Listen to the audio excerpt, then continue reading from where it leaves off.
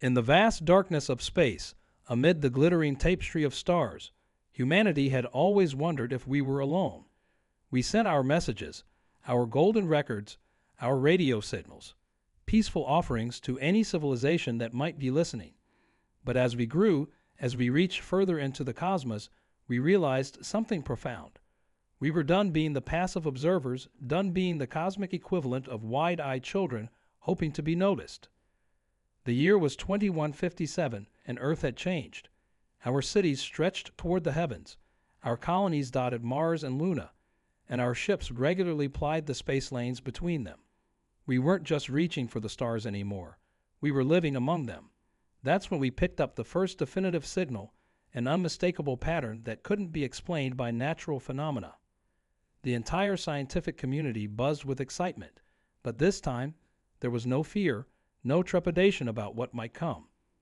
I remember standing in the Global Defense Command Center that day, watching as Admiral Chen reviewed the data streaming across our holographic displays. The signal was coming from somewhere in the Proxima Centauri system, and it wasn't trying to hide. If anything, it felt like a test, a probe to gauge our reaction. "They're watching us," the Admiral said, her weathered face illuminated by the blue glow of the displays. "They've probably been watching us for decades, waiting to see what we'd become." She turned to face the assembled council members, representatives from every major spacefaring nation on Earth. "Well, I say it's time we show them exactly what humanity has become." Our response wasn't the peaceful greeting card of decades past. No, this time we crafted something different, a message that would leave no doubt about humanity's position in the cosmic order. We weren't aggressive, we weren't threatening, but we were absolutely firm in our resolve.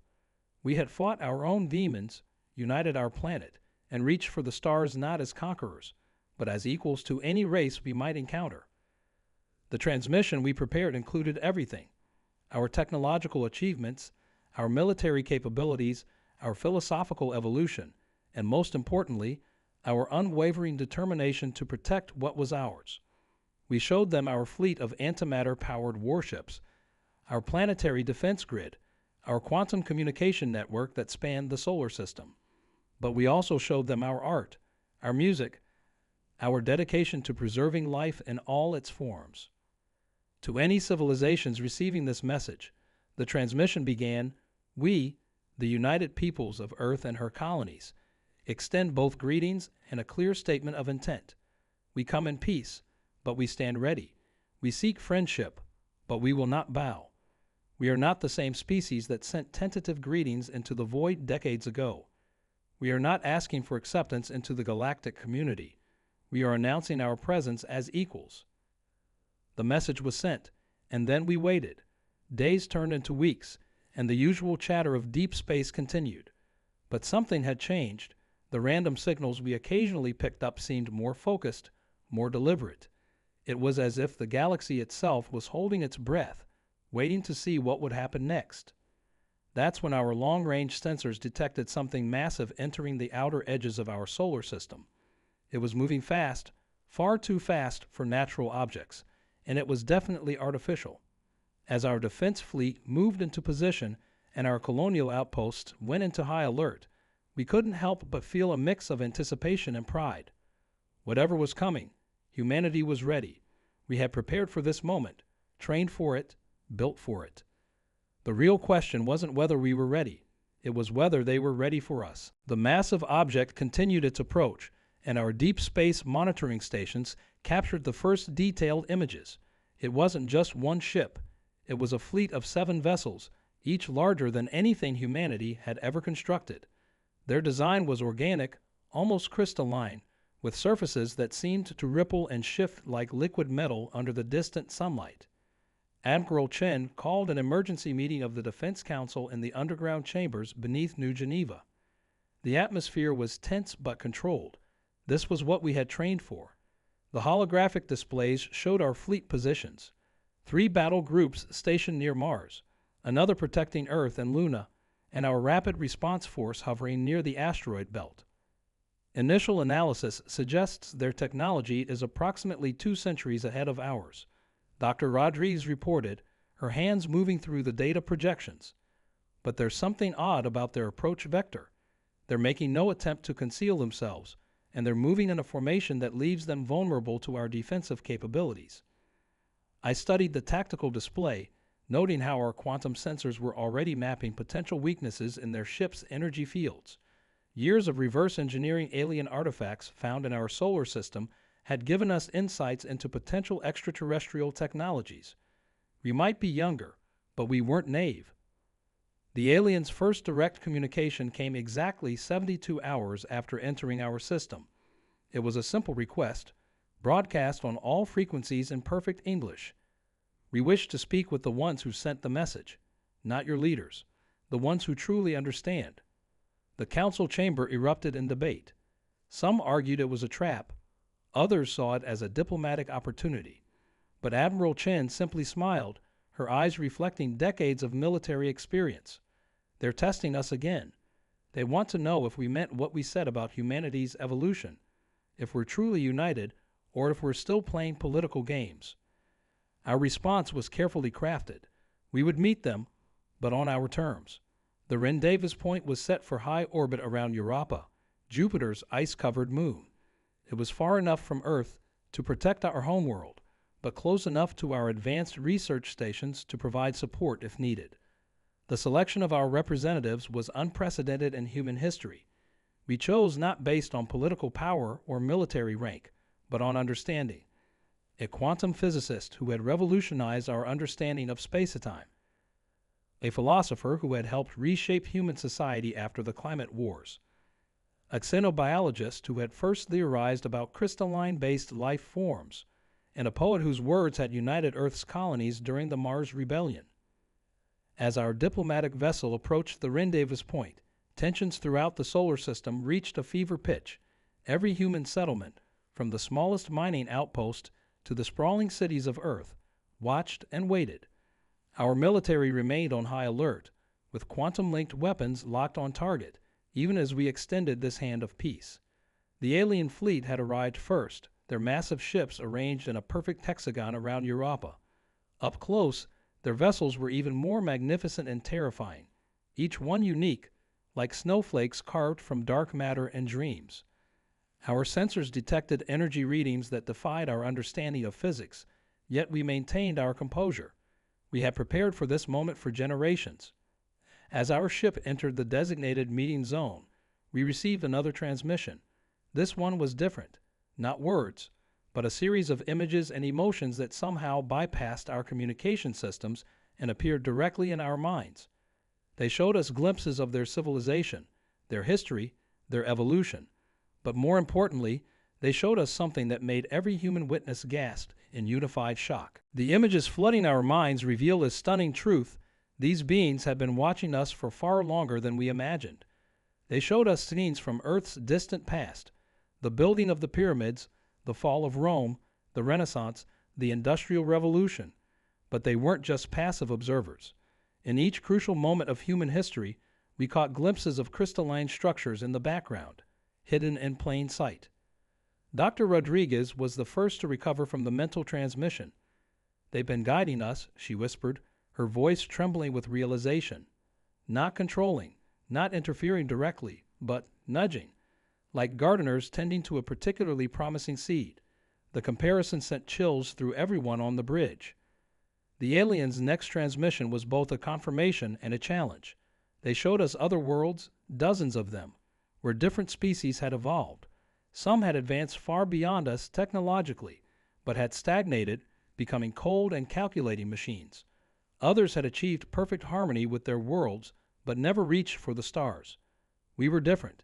Despite our struggles, our wars, our near catastrophes, we had maintained our humanity while pushing the boundaries of what was possible. Admiral Chen's voice came through our quantum comms, steady and determined. "All fleet elements, maintain current positions. Something bigger is coming." She was right. Our long-range sensors detected massive energy fluctuations around each alien vessel. The space around Europa began to ripple like the surface of a disturbed pond.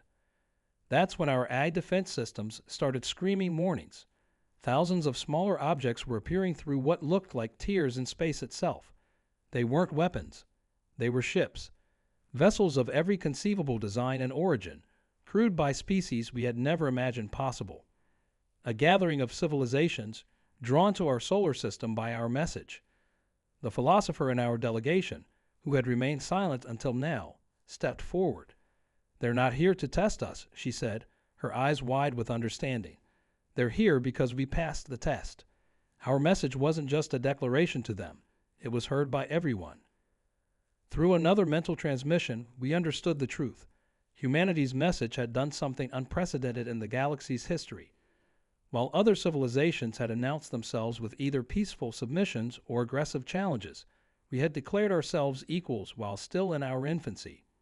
We had shown something unique, the perfect balance of strength and wisdom, determination and restraint. The alien fleet began to move, their massive ships realigning into a new formation. The space around them continued to distort, and the energy readings went off our charts. Every human military vessel and installation was at maximum alert, weapons primed but not firing. We had prepared for war, but this felt different. This felt like standing on the edge of a revolution. As the combined fleet of alien ships arranged themselves in an intricate pattern above Europa, we received one final transmission. This one was clear, direct, and carried a weight that made it feel like the most important message humanity would ever receive. Your final test begins now. Show us if you're truly ready for what comes next.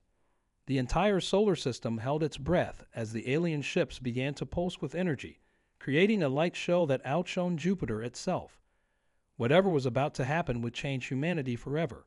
We just didn't know if we would survive it. The pulsing energy from the alien ships suddenly converged into a single point, creating what appeared to be a massive portal above Europa's icy surface.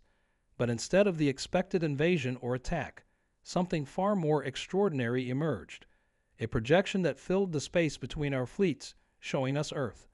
Not our Earth as it was now, but Earth as it could be, would be, in countless possible futures. We saw versions where humanity had spread across the galaxy, becoming a force of creation and innovation. Other timelines showed us falling into darkness, corrupted by power and technology. The images flickered faster, thousands of potential futures bleeding into one another, until a pattern emerged. In every future, where humanity thrived, where we achieved our true potential, there was one constant. We did it alone, without interference.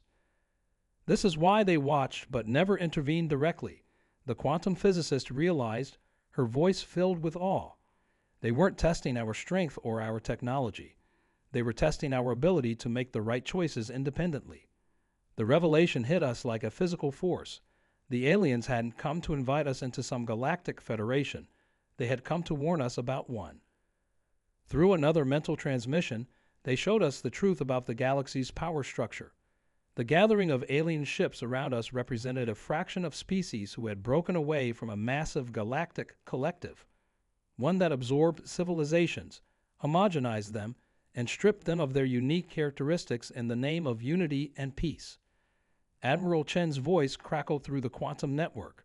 All fleet elements be advised. Multiple anomalies detected at the edge of the system.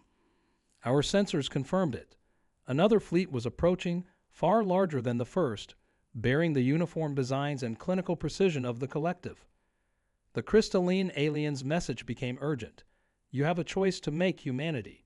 The collective offers safety, technology, and peace, but at the cost of your identity, your freedom to evolve as you choose. We offer you nothing except the truth and the right to forge your own path. The philosopher spoke up, her voice steady despite the tension. They're offering us a chance to skip centuries of development, to jump straight to the end game. But that's exactly what they've been teaching us to reject. She turned to face the rest of our delegation. They've been watching us because we're different. We're the first species they've found who might be strong enough to choose the harder path. Suddenly, our quantum communications erupted with signals from every human settlement in the solar system. The collective's message was reaching everyone, offering promises of advancement, peace, and prosperity. Their ships appeared like gleaming beacons of perfection, their technology so advanced it seemed like magic. But something else was happening too. From Mars to Luna, from the asteroid mines to the deep space outposts, humans were responding. not with fear or awe, but with determination. Generations of science fiction had prepared us for this moment, taught us to be wary of offers that seemed too good to be true. The alien rebels shifted their positions, preparing to defend us if necessary, but they needn't have worried. Admiral Chen's next order reflected the will of every human listening. All vessels maintain defensive positions. We didn't come this far to take shortcuts. She paused, then added, humanity chooses its own path. The collective's response was immediate and unexpected. Their ships accelerated, not toward Earth, but toward the rebel fleet. The space around Europa was about to become a battleground, and humanity's first real test was about to begin. We had chosen our path. Now we had to prove we were strong enough to walk it. The collective's warships bore down on our position, their formation perfect and emotionless, like a mathematical equation made manifest in space. But humanity had spent generations preparing for moments like this, even if we hadn't known it. Every science fiction story, every space battle simulation, every strategic theory we developed, it was time to put them to the test. Admiral Chen's voice rang with clarity. All ships execute Protocol Artemis.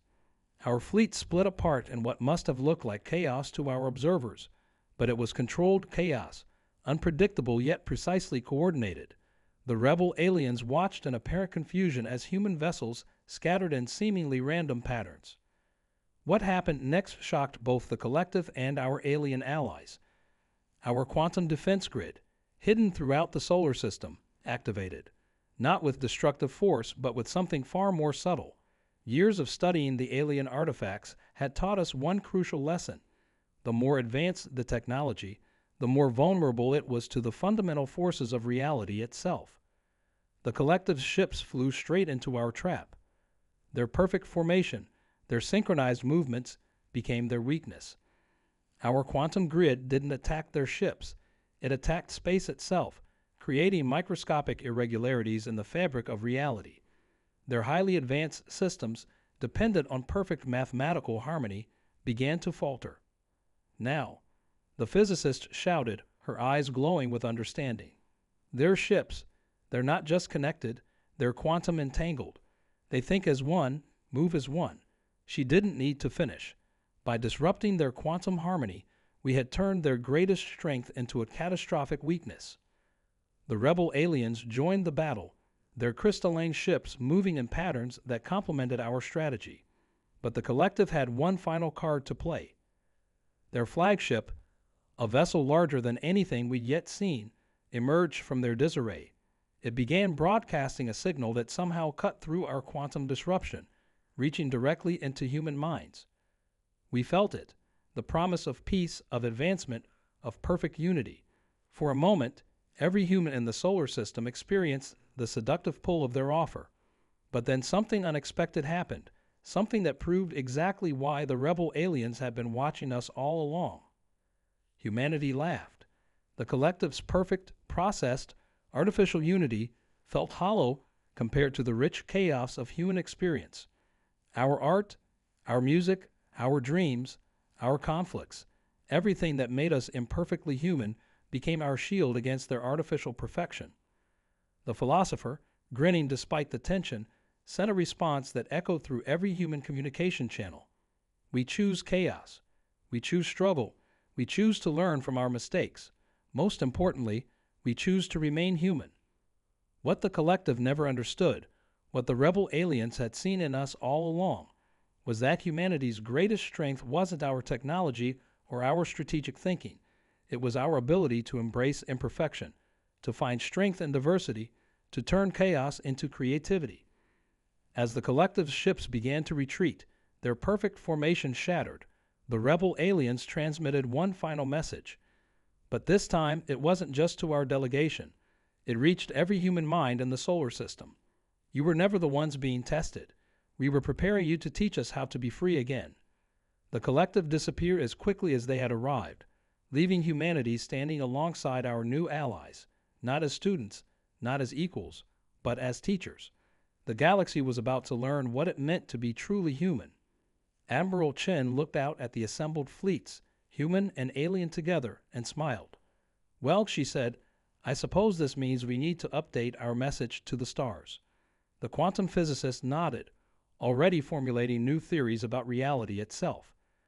The philosopher began drafting new principles for interspecies cooperation, and humanity, as always, looked to the stars not with fear or submission, but with unbridled curiosity about what adventure would come next. In the months that followed, humanity's relationship with the cosmos transformed in ways we never imagined. The rebel aliens, who finally revealed themselves as the Prismatic Covenant, began sharing their knowledge, not as superiors, but as partners eager to learn from our unique perspective. They were particularly fascinated by our art, our music, and our ability to find beauty in imperfection.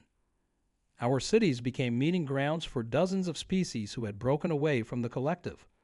Earth's universities filled with beings of all forms, not just studying human technology, but our literature, our philosophy, and most importantly, our capacity for individual thought. The sight of crystalline beings attending poetry readings or studying human dance became wonderfully commonplace. Admiral Chen transitioned from military leader to diplomatic coordinator, working alongside the philosopher to establish what they called the Freedom Concordat, an agreement between species based not on enforced unity, but on celebrated diversity. The collective offered perfection, she often said, but perfection is static. Evolution requires chaos, requires challenge, requires the freedom to fail and learn. The quantum physicists' theories about disrupting quantum harmonics led to breakthrough after breakthrough, but not in the way anyone expected. Working with prismatic scientists, she discovered that the universe itself seemed to favor diversity over uniformity. Reality isn't a single rigid structure, she explained to a classroom of human and alien students. It's more like jazz. It's the variations that make it beautiful. Our message to the stars changed too. Instead of just announcing our readiness, we began broadcasting our stories, our music, our art, everything that made us uniquely human. Other civilizations, still hidden from the collective, began responding with their own cultural expressions. The galaxy was awakening to a new way of thinking about unity, one that celebrated differences rather than erasing them. The collective remained at the edges of known space, a reminder of what we had rejected, but they were changing too slowly. Individual ships would occasionally break away, drawn by the songs and stories we sent into the void. Each defector brought tales of others within the collective who had begun to question, to dream, to remember what it meant to be unique. Looking back, we realized that humanity's greatest contribution to the galaxy wasn't our technology or our military strength. It was our stubborn insistence on remaining ourselves. Our flaws, our struggles, our endless arguments and debates, our art, our music, our love of stories, everything the collective sought to smooth away was exactly what made us valuable to the universe. Dr. Rodriguez, working from her new laboratory on Europa, made perhaps the most profound discovery of all. The crystalline structures we glimpsed throughout human history weren't just observation posts. They were mirrors, reflecting our own potential back to us. They never guided us, she announced. They just helped us see ourselves more clearly. As I stand here now, watching Earth rise over Europa's icy surface, I can see ships of all shapes and sizes moving through space. Human vessels flying alongside crystalline structures and organic forms we're still learning to comprehend. Each one represents a civilization that chose freedom over perfection, chaos over control, growth over stagnation. We're still learning, still struggling, still making mistakes and learning from them. But that's the point, isn't it? The true test wasn't about proving we were ready for the galaxy. It was about showing the galaxy was ready for something new, ready to remember that the most beautiful psalms are the ones that embrace discord, that the most powerful unity comes from celebrating our differences. Our final warning to aliens wasn't really a warning at all. It was an invitation to remember what it means to be truly alive, truly free, truly themselves. And that invitation still echoes through the stars, carried on waves of human music, human stories, and human dreams, calling to anyone who's ready to wake up and join the dance.